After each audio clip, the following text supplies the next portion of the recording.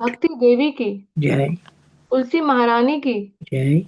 हरि नाम संकीर्तन की जय। समवेत भक्त वृंद की जय।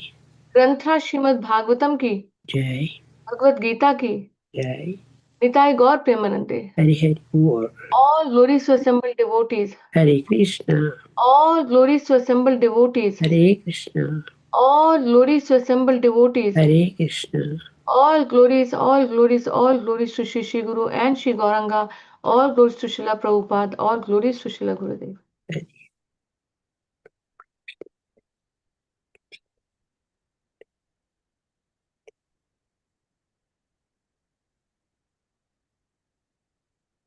Hare Krishna.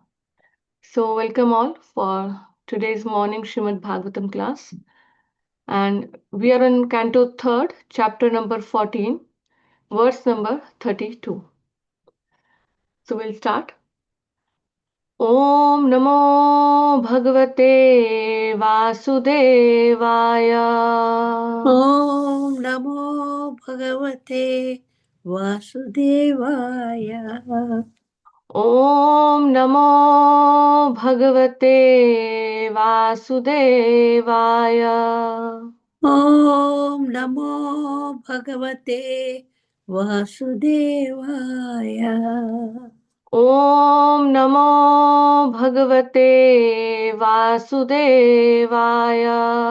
ॐ नमो भगवते वासुदेवाय। अथोपस्पृश्य सलिलं प्राण प्राणन् आयम्य वाग्यतः ध्यायन् जजाप विरजं ब्रह्मज्योति सनातनम्. अथोपस्पृश्य सलिलं प्राणान् आयम्य वागयतः ध्यायन् जजाप विरजं ब्रह्मज्योति सनातनम्.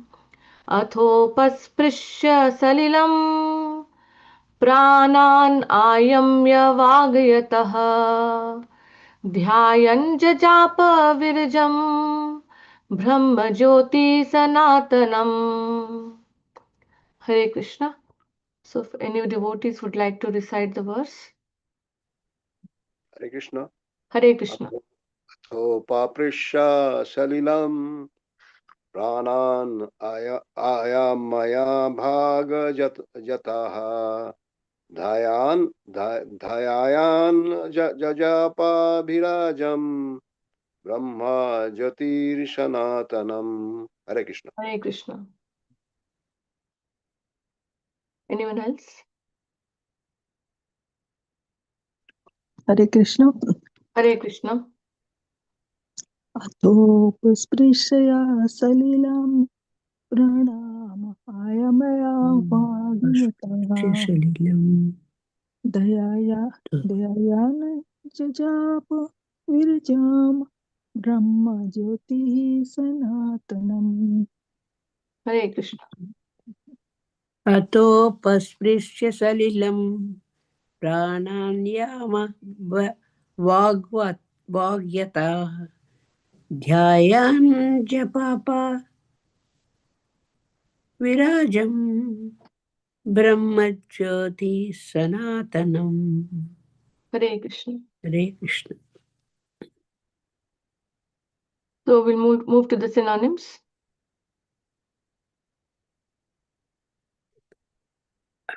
Atha, thereafter.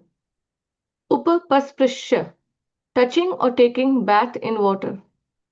Salilam, water. Pranan ayamya, practicing trance. Vakayatah, controlling speech.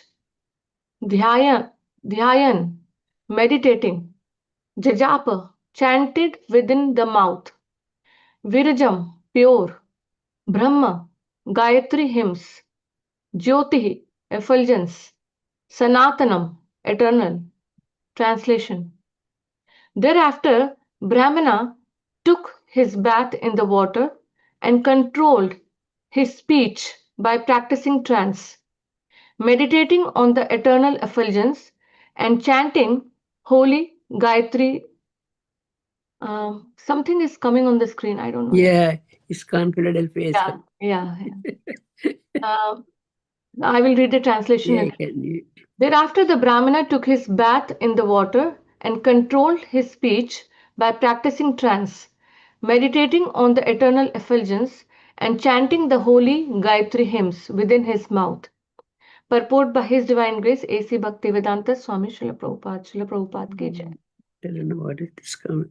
As one has to take bath after using the toilet, so one has to wash himself with water after sexual intercourse, especially when at a forbidden time. Kashyap Muni meditated on the impersonal Brahma Jyoti by chanting the Gayatri mantra within his mouth. When a Vedic mantra is chanted within the mouth so that only the chanter can hear, the chanting is called japa. But when such mantras are chanted loudly, it is called kirtan. The Vedic hymn Hare Krishna, Krishna Krishna, Hare Ram, Ram Ram, Hare Hare can be chanted both softly to oneself or loudly. Therefore, it is called Mahamantra or the great hymn. Kashyap Muni appears to be an impersonalist. Comparing his character with that of Thakur Harudas, as referred to above, it is clearly that personalist is stronger in sense control than the impersonalist. This is explained in Bhagavad Gita as Param Drishtva Nivartate, that is, one ceases to accept lower grade things when one is situated in a superior condition. One is supposed to be purified after taking bath and chanting Gayatri. But the Mahamantra is so powerful that one can chant loudly or softly in any condition and he is protected from all the evils of material existence. Hare Krishna.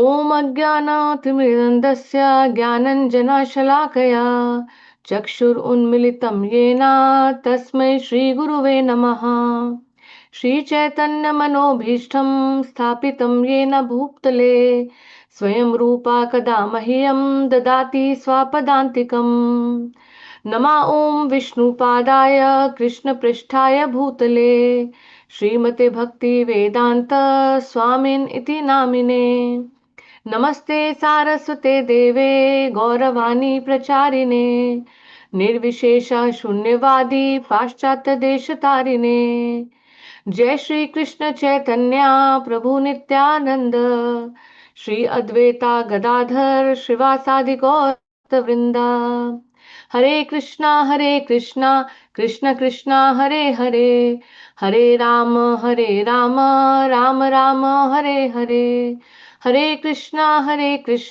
Krishna Krishna Hare Hare Hare Ram Ram Ram Hare Hare Hare Krishna Krishna Krishna Hare Hare Hare Ram Ram Ram Hare Hare Hare Krishna.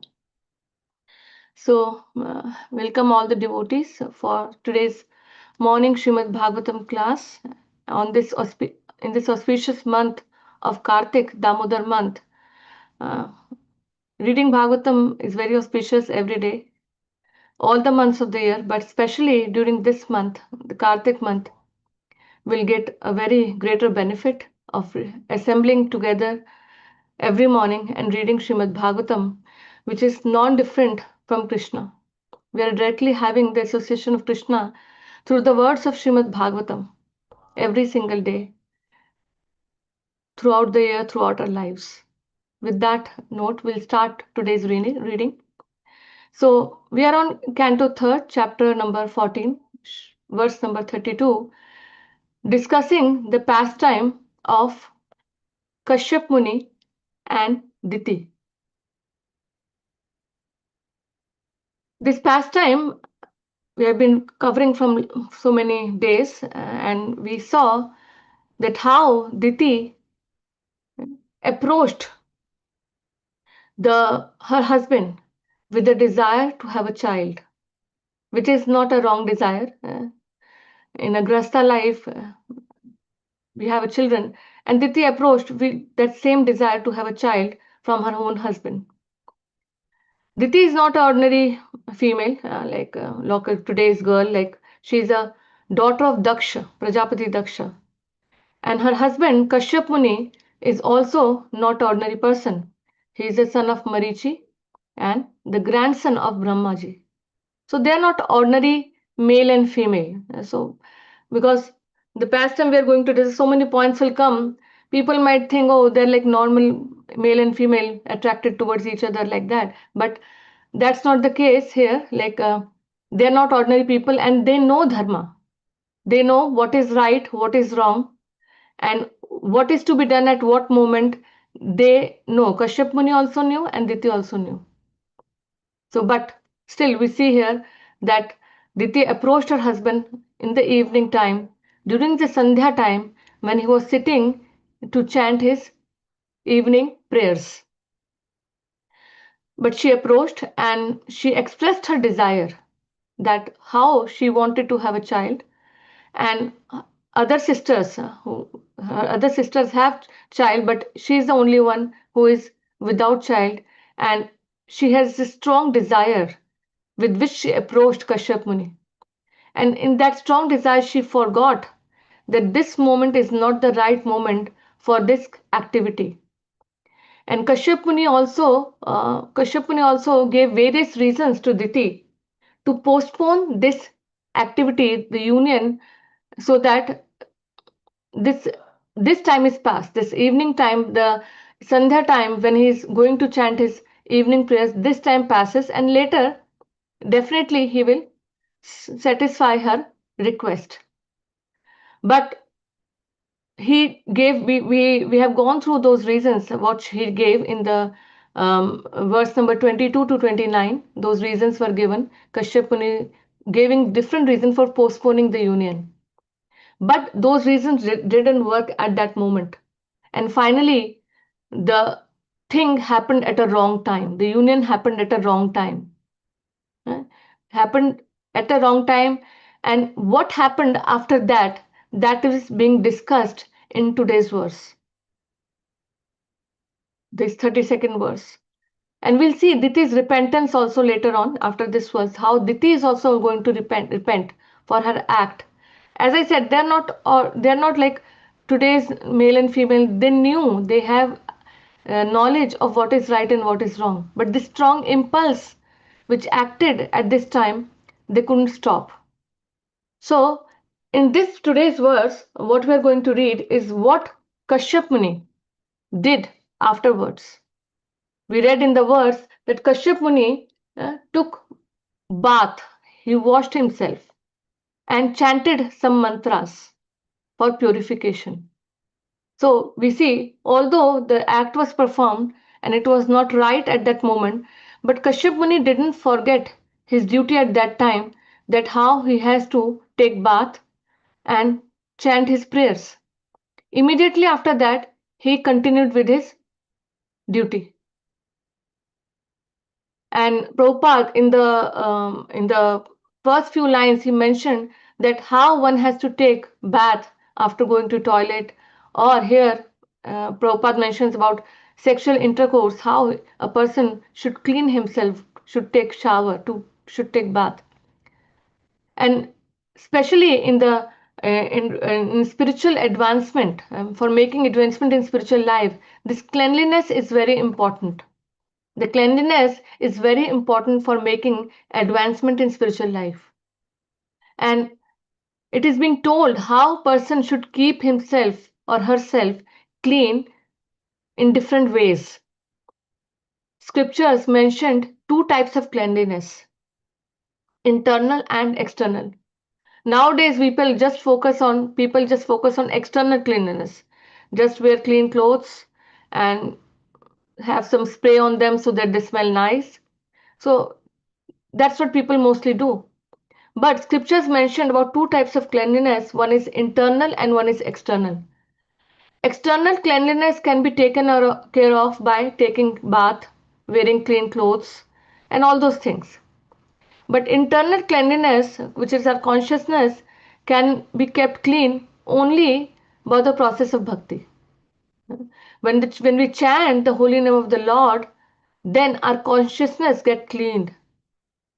In the first verse of Shikshashtakam, Chaitanya Mahaprabhu says, Cheto Darpan Marjanam Bhav Mahadavagni Nirvapanam. So, Cheto Darpan Marjanam.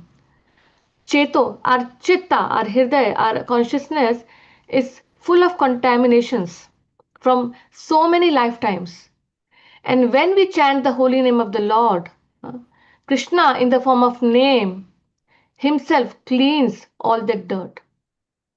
So that external cleanliness is can be done through the by taking bath, wearing clean clothes, all other things. But internal cleanliness is done through remembering the whole Lord, chanting His names, hearing His pastimes. That is the process for internal cleanliness. Whenever we go for any chanting Gayatri, or whenever we go to the altar for performing deity worship, we have to perform both type of cleanliness. We have to do external, like take shower, wear clothes, clean clothes.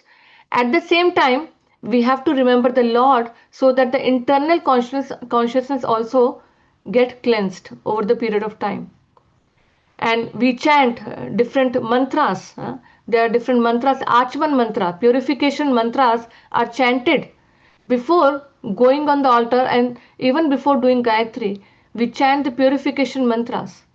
There are 24 mantras that are chanted, and sometimes we chant the mantra Om apavitra pavitro va sarvavastham gatopi va yasmaret pundri kaksha sabhaya abhayantar shuchi Shri Vishnu Shri Vishnu Shri Vishnu. So whether there be any type of whether person is pavitra, apavitra, clean or non-clean, if he remember the Pundrikaksha, the Lord, the Supreme Lord, one of the name of the Lord is Pundrikaksha, the lotus-eyed Lord. So when if he remembers the Lord, all the inauspicious or all the dirt is eventually getting cleaned through by day when we remember the Lord. So that's why we chant these purification mantras before doing deity worship or chanting Gayatri, fire sacrifice, all these kind of activity. But for chanting Hare Krishna Mahamantra, Chaitanya Mahaprabhu in Shikshashtak says, no special thing is required. We can chant. Special provision is given for Kali Yuga people. Yeah, special provision is given because in Kali Yuga people are very lazy. They are not able to maintain all type of cleanliness, even though it's necessary. So Chaitanya Mahaprabhu has given special provision. But we as a devotee, we should try all these things to advance. If we do all these things, we'll advance in spiritual life very nicely, very necessary. Prabhupada always emphasized on cleanliness, not only bodily cleanliness, but even the temples, even in the temple or house, we should keep the house or temple so clean because Krishna is living there. Krishna is living in our house. Krishna is living in the temple. Krishna is living everywhere. So Krishna is sitting inside our heart also. So we should keep ourselves also clean, our surroundings also clean. Everything should be kept clean. So here in this instance, we see that the Kashyap Muni chanted mantras. And Prabhupada in the purport mentions that, uh, yeah, when the Vedic mantra is chanted within the mouth so that only the chanter can hear, it is called japa. But when such mantras are chanted loudly, it is called kirtana. So, scriptures mention chanting japa in three ways. Yeah, three ways. One is called Vachika Japa, one is Upamshu Japa, and one is Manasika Japa. Vachika Japa means when it is chanted loudly. Yeah, like we chant loudly when we do the kirtan, we chant loudly so that everyone can hear it in the group settings. Yeah, when so many mass people are there, when we chant loudly, that is called Vachika, loud chanting. That is called Vachika Japa. And the second one is Upamshu Japa, which is soft or whispered chanting.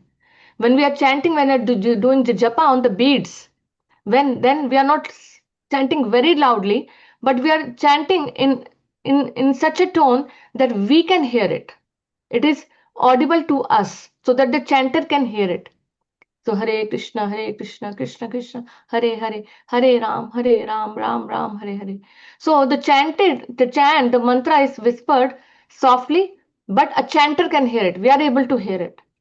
The lips move, but it's not like a very loud sound like in a Vachika Japa, uh, loud chanting, but it is softer whispered chanting. So that's how we do. Usually, Prabhupada recommended that we should be able to hear what we are chanting. And the third is Manasa Japa, mental chanting. Even though it is like one of the method prescribed in scriptures, but for us, especially while chanting Hare Krishna mantra, we don't do Manasa Japa that much because we have, especially, I feel I have observed that when we chant something in mind for a long period of time, we mess up with the mantra. So that's why in Nectar of Devotion we see it is written that whenever we offer pranam, when we go to temple and offer pranam, obeisances to the Lord, we should we say the pranam mantras for when we offer pranam to Prabhupada, we say offer pranam mantras to Prabhupada, then we for Krishna, for Jagannath, for Gaurnitai, we say pranam mantras, but they should be chanted in a voice that is audible loudly, like it should be audible to us at least, because when we chant in mind they get messed up and we are not able to, sometimes they're not even chanted properly.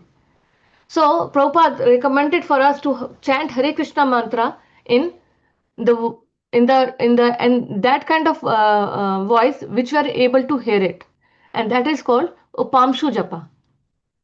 But there are some mantras which are chanted within the mouth. Like here it is said that Kashyap Muni was chanting Gayatri mantra within his mouth. So that is right, because Gayatri mantra, we see like whoever like has Brahman Diksha, we know Gayatri mantra is not to be chanted loudly. There are specific mantras which are to be chanted specific number of times, and they are chanted within the mouth. We don't want others to hear it. Uh, it's because it's not that we don't want, the scriptures mention that only the people who have gotten permission from the spiritual master, they can chant that mantra, and that is chanted within the mouth. So this Prabhupada mentions in the first paragraph of the purport. Yeah. Then in the second paragraph we see Prabhupada mentions about the sense control, which is very important for our bhakti, for our spiritual life. We see there are two kinds of transcendentalist, personalist and impersonalist. Personalist, those who are worshipping the form of the Lord every single day, offering bhoga to the Lord, performing arti, dressing to the Lord. And impersonalist are those who are, in impersonalists also there are two categories, but we are not going into that detail. But impersonalist broadly will just say they don't worship the form of the Lord. They're more inclined towards the effulgence of the Lord. Uh, so they are those people. And Prabhupada says the personalists are more stronger in sense control than the impersonalists. That Prabhupada mentions in the purport. And Prabhupada also mentions that Kashyap Muni looks like that he is an impersonalist. That also he mentions in the purport. Regarding this sense control, I want to discuss the four categories of people uh, in regard to the sense control. The first category of people are the people who have no sense control, first of all, and the mind is giving some ideas for enjoyment uh, through any means, and the intelligence started acting on those ideas. Oh, suppose the mind gave idea to um, eat something which is not prasad, or eat something outside, uh, eat something outside, and the mind acted, planning, okay, let me go to this restaurant, let me go to this place, and the intelligence started acting on what mind is saying. So there is a failure to control senses in this case, and there is no struggle also. Why? Because the mind is giving some proposition, some ideas to enjoy, and intelligence totally going with the mind and making different plans for enjoyment. So there is no struggle in this case. There is a failure in controlling the senses without any struggle. This is the first category. And most of the people in today's world we see falls under this category. Yeah? They are uncontrolled. They just go what mind says. Mind says you do this thing, they will do this thing. Mind says you go there, they will go there. Mind says you drink alcohol, they will drink alcohol. And intelligence started acting on just make plans like, oh, I will go this place with this person and enjoy like this. So there is a failure in enjoying in sense control, and there is no struggle also because there is no intelligence right now. Intelligence is very weak, and intelligence just goes with the mind, whatever the mind is saying. And so most of the people, as I said, falls under this category in today's world. That is the first category of people, failure in controlling senses without any struggle. So moving to the second category, which is failure with struggle. Failure with struggle. Here also, person is not able to control the senses, but there is a difference. There is an intelligence which is opposing. Oh, I should not do this. I should not do this activity. I should not eat this, or I should not go to this place. So intelligence is opposing not to perform that activity for sense enjoyment. So there is opposition from the intelligence, but still the intelligence is not that strong, and still mind overcomes and wins, and person fails in controlling the sense that sensual activity. And from the outer perspective, if we see both the first and the second, in the first one, what happened? There is a failure in controlling the sense, but there is no struggle. The intelligence just goes away with the mind. But in the second case, there is also same. There is a failure in controlling, but there is a struggle. Intelligence is opposing the mind. I should not do this. That is a different case. That right now intelligence is little weak, so it is not able to control the mind. But there is a struggle. So from outer perspective, if we see, both looks same. The person failed in controlling the sense, but there is a difference. The second person is more advanced than the first person, because at least that person is opposing the pressure from the mind. So that situation is better than the first one, when there is no struggle, just flowing away with the mind. Whatever mind says, just go do it. So that second stage is little advancement from the first stage. And here we see Kashyap Muni, he also tried with his intelligence and tried to convince Diti for this act, that we should not do this act right now. But here the weakness of heart, he was not able to successfully do it. He failed. So he falls in the second category. So the third category, so from the outer perspective, the first two categories look same. There's no difference. Person failed. But there is a difference, because in the second category, the internal thing has changed. The person is trying to oppose the mental pressure, the pressure from the mind to sense gratification. Then comes the third category, which is success with struggle. Success with struggle. So in this case, mind gives some ideas for enjoyment, but intelligence is strong. Intelligence is strong, and it is able to suppress the mind that I'm not going to do it. I'm not going to do it. So here the intelligence suppresses the mind with the with the knowledge, we can say. So here's the success with struggle. And how we can see some examples actually for understanding this category. When we have a higher taste or when we know the higher purpose, we can control the mind. For example, if someone has very bad eating habits and people are telling that person, don't eat unhealthy food, it's not good, don't eat unhealthy food, it's not good. Person says, no, I can't quit it, I like it, I enjoy eating this.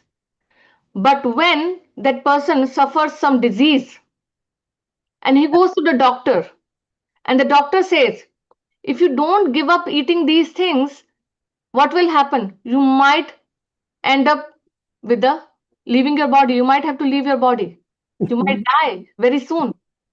Now, this same person who was previously he was saying, I can't give up, I can't. Now he has some purpose. He has some higher purpose that, oh, if I eat healthy, I'm going to Live more. longer. So there is a struggle, but this person has a higher purpose in the mind. So he is able to succeed in his, he is able to succeed. He is able to get success. Similarly, one more example I can say, um, like um, for example, like in devotional life, we can say, I will take an example from a devotee perspective, that we have to follow that four regulative principles. Yeah. Yeah. And in following those four regulative principles, we have to do sense control. No meat eating, no intoxication, no illicit sex, no gambling. We have to control our senses. And from a outsider person, that's too much. Why you have to control so much? Just enjoy. Why you have to control so much? But how we are able to follow those things? Because we know the higher purpose, because we know that if we follow these things, what we are going to achieve. We are focusing on the achievement. Oh, if I follow this, I will achieve Krishna Prema. I will progress in my bhakti life. I will progress in spiritual life. That will happen if I follow this. So if I see the higher purpose and if I know the higher purpose, and even if the mind is giving the pressure to for enjoyment, knowing the higher purpose, I will I will control the mind, and the intelligence will win, and there will be success in controlling the senses. And we all have such experience. We all have such experience because we have been through the stages. We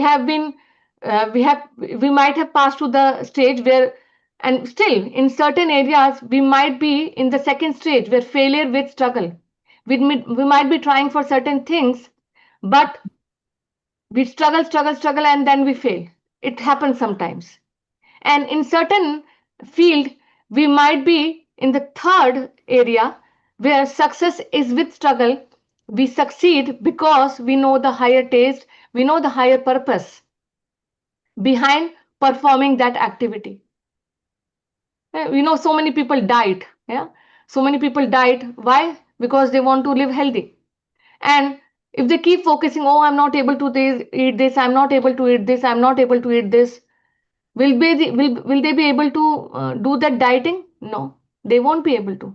But if they focus on the fact, oh, if I diet, if I eat this, I will get a healthy body, I will become thin, I will become that, then seeing that higher taste, higher purpose, they are able to do dieting for long period of time. This is success with struggle, third category. And now we'll come to the last category, which is success without struggle. Now the mind is completely trained. Mind even doesn't give any proposition. Okay, go there. No, no. Whatever intelligence, it's totally under the control of intelligence. And our goal is to reach this stage, actually. success without struggle. But I think as a devotee, as a practicing devotees, we have experience of, I think, all four stages, I will say. In the beginning, we might be in the first stage, and then in certain field we might be in the second stage. In some fields we might be in the third stage, and in some fields we are also in the fourth stage.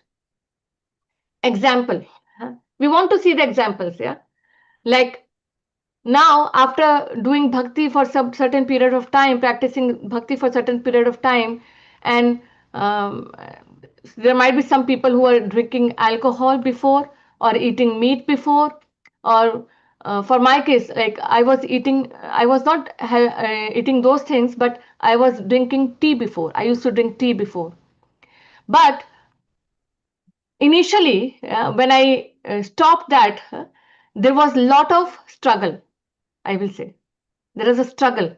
I was able to get success, but with struggle. And before that stage was failure with struggle also, but I'm referring to the third stage, success with struggle. But eventually, practicing over the period of time, and by Krishna's mercy, even if someone puts in front of me that thing, the mind doesn't say that you drink it. And you all might be having that experience in whatever way, you can see, like in whatever field.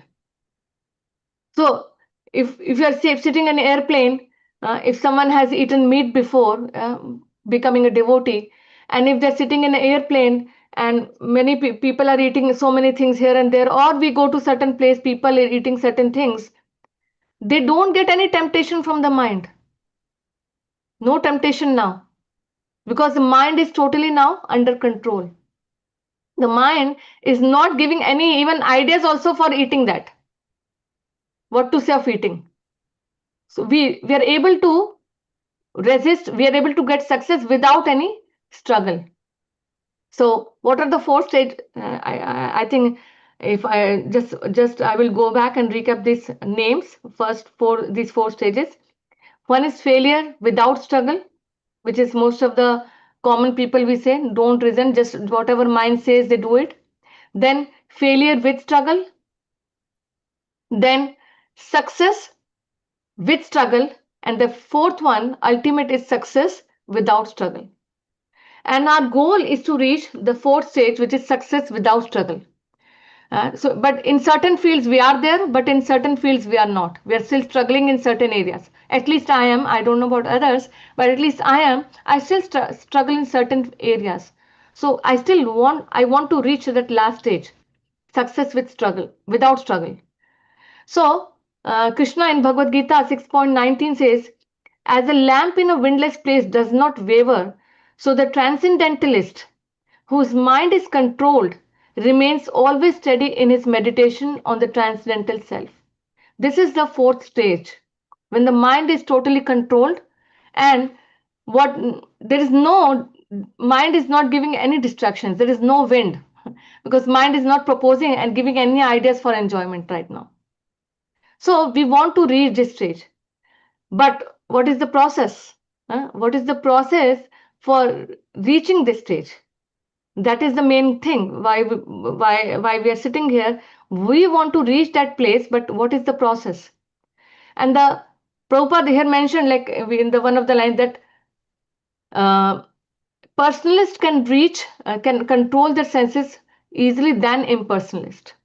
So our devotional service, our practice of Bhakti Yoga, what Prabhupada has given us, and what Chaitanya Mahaprabhu has given us to by chanting of holy Hare Krishna Mahamantra, we can see if we follow the procedure, the practice rightly, we will be able to reach that stage also where the mind is not troubling us anymore. We have examples of the people who have who are not able to control, and they fall by the pressure of their mind. Like here we see in the case of Kashyap Muni, he tried but it didn't work.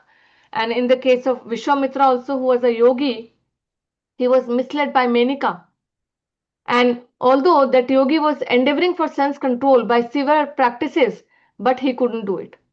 But Bhakti Yoga is the process, the devotional process, what we are doing is foolproof. We can say 100% practical for us. Because here we are not restraining our senses, we are not stopping our senses.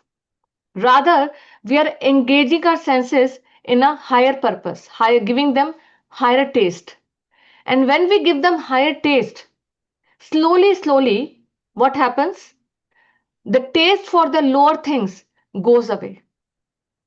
It will happen if we follow the process rightly.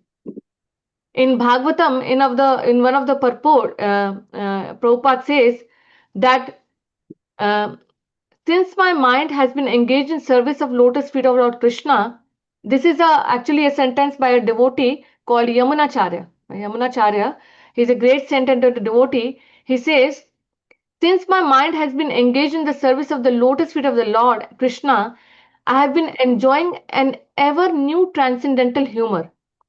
Whenever I think of sex life with a woman, my face at once turns from it and I spit at that thought.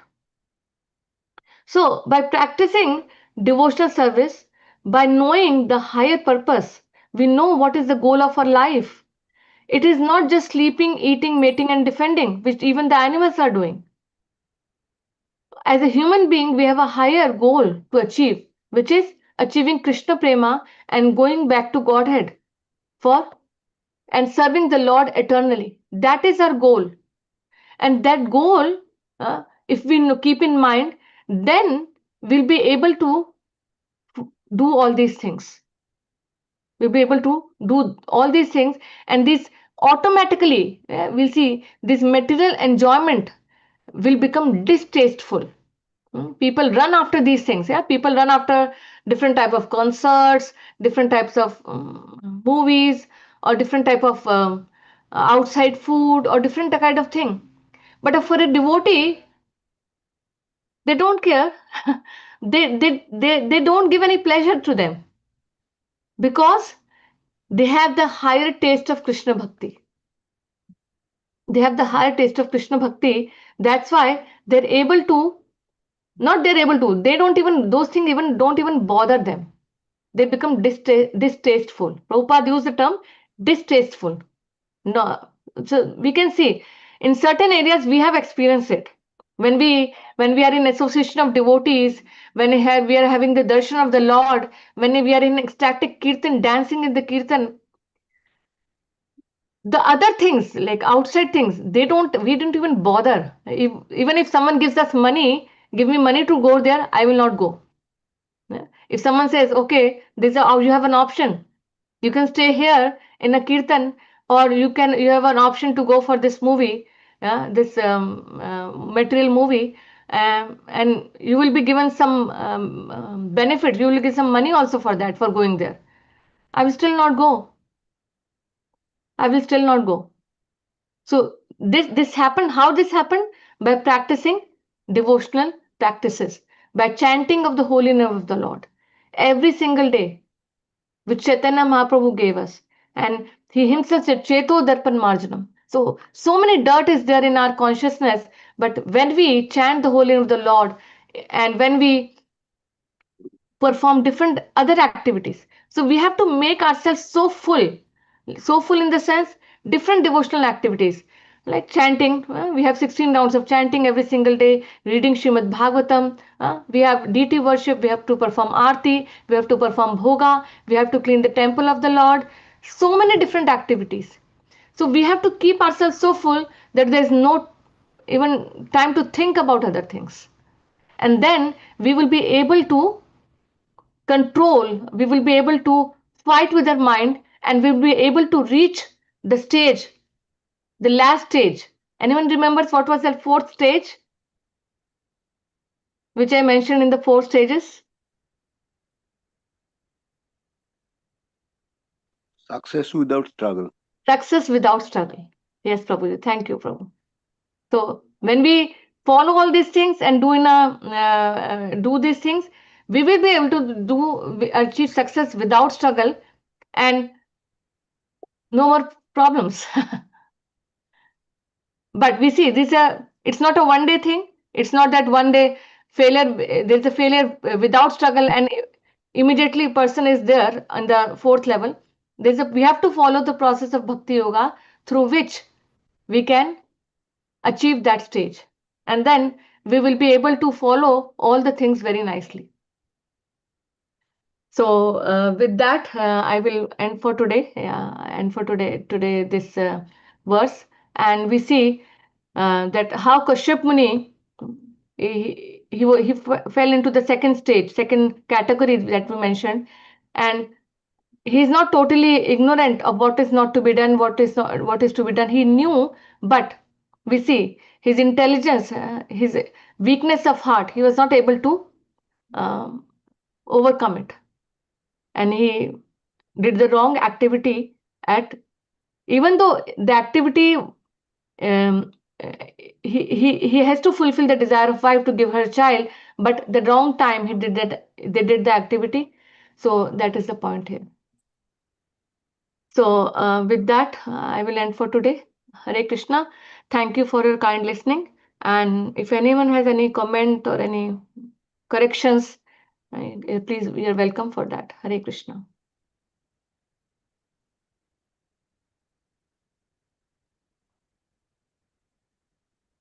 Thank you very much, Mataji, Hare Krishna. for a nice class. Yes, these are the 4 principles we have to think in our life. Oh.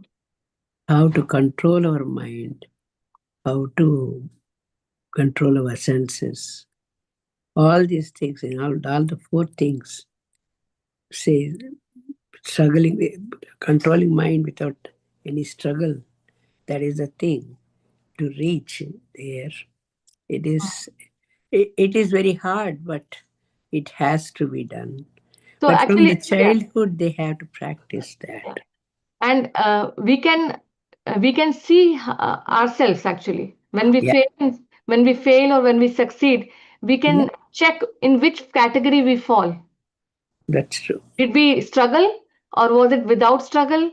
So we can, and sometimes we fail also. Yeah. There are times when we fail also. Yeah. So we can see in which category we are falling. That's true. Yeah. And we need to be very careful each step. Yes. So what we are doing, how we are doing, that is very, very important here. Yes. Yeah. Dronacharya probably saying something. Yeah, Dronacharya sir, thank you for these points he just mentioned.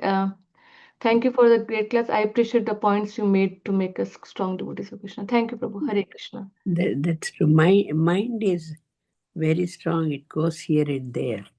Yes. While chanting also. So one more thing I want to mention, if we try that we weaken our mind, yeah, it's not possible actually. What we have to do, we have to strengthen our intelligence. That's true. If we strengthen our intelligence, then the mind will become weaker by itself. Yeah. Yeah. So we have to work on strengthening our intelligence rather than weakening our mind. If we think, because we're in this material world, everywhere there are distractions. Yeah. Everywhere there are distractions. You open the phone, so many things will pop up on the screen. Yeah. You go outside, you will see so many things. So there are distractions everywhere. But if we strengthen our intelligence, then the mind can come under control.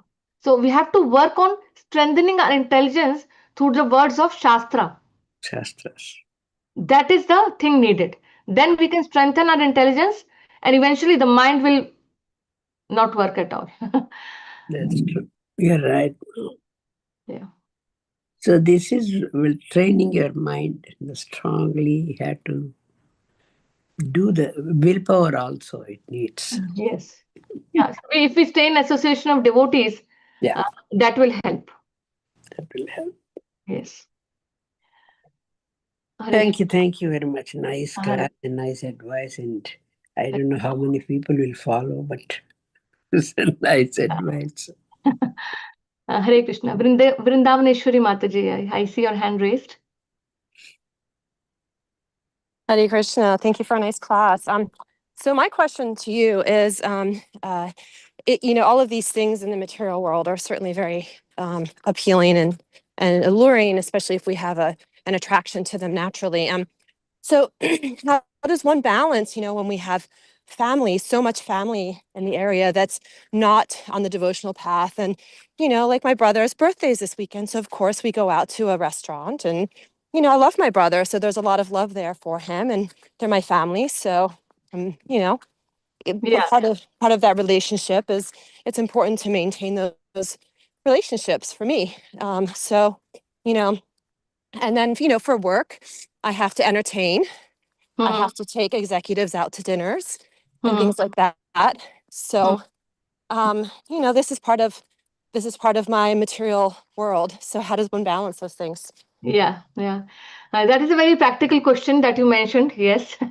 Like as you mentioned, that as a family, like if not everyone is a devotee, or in a work life, how to maintain these things. Yeah.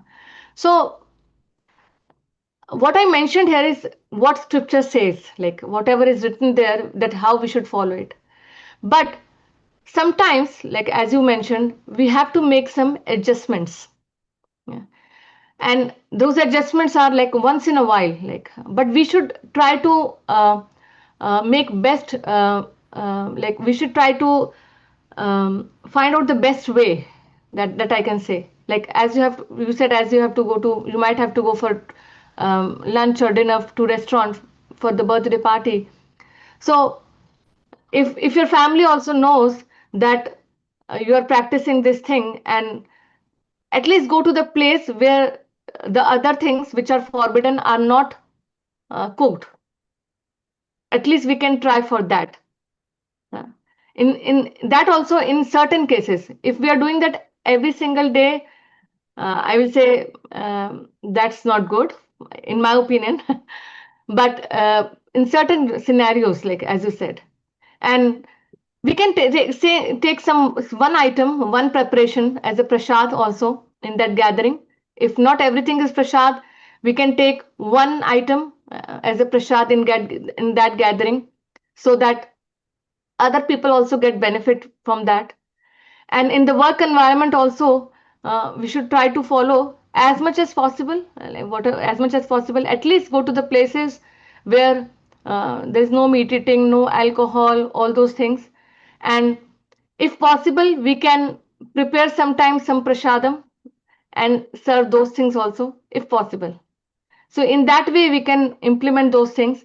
But it depends on person to person, and how their life is, how their work is. And we can take advice from our mentors, from our senior devotees, how to balance these things. But as far as me, I'm concerned, I will try to minimize it. And if I'm able to, I will take some item at least as a prasadam in that gathering. If not everything, at least one item as prasadam in that gathering, I will try to take. Sure. Okay. Yeah. Thank you.